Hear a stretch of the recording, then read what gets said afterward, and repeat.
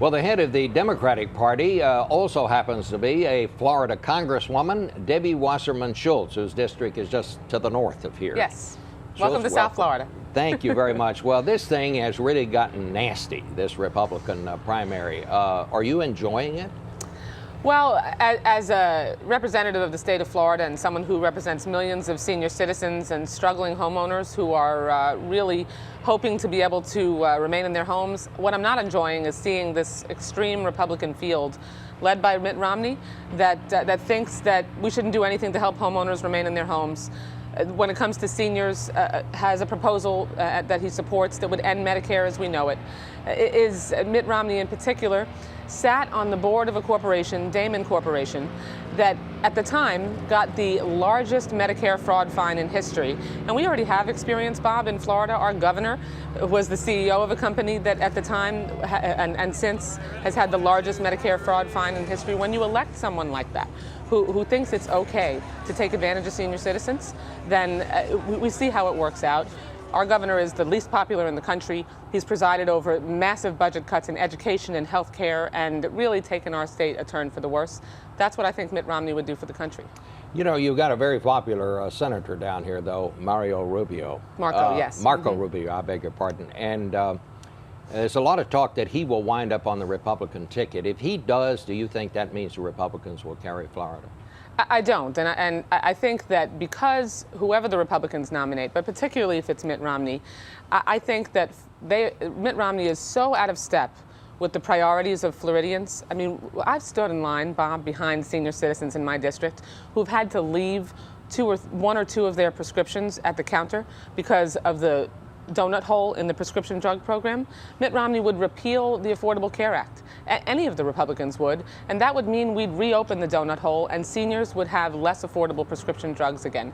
On countless issues, on immigration, Mitt Romney thinks that undocumented immigrants should just line up and self-deport and leave the country, would veto the DREAM Act. So whatever Marco Rubio, as nice a guy as he is, he's not going to be able to salvage the really extreme positions that Mitt Romney and the rest of the Republican field have, because they are dramatically out of step with the priorities of Floridians. This new Miami Herald poll that was out this morning shows that in a head-to-head contest that right now Mitt Romney would beat Barack Obama. Do you think that's right?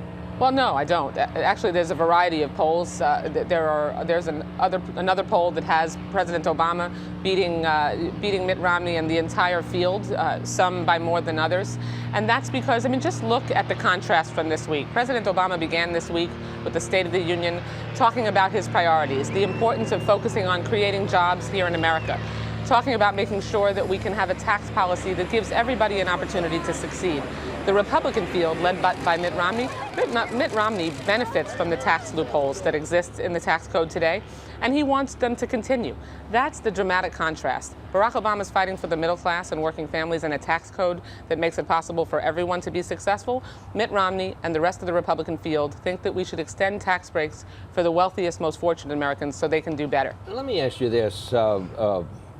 Donald Trump told me last night that if the Republicans wind up nominating somebody who he thinks can't beat Obama, that he's thinking about running himself as an independent. Okay. What do you think that would do to the race? Well, I think just the fact that he says that is emblematic of the unacceptability of the entire Republican field.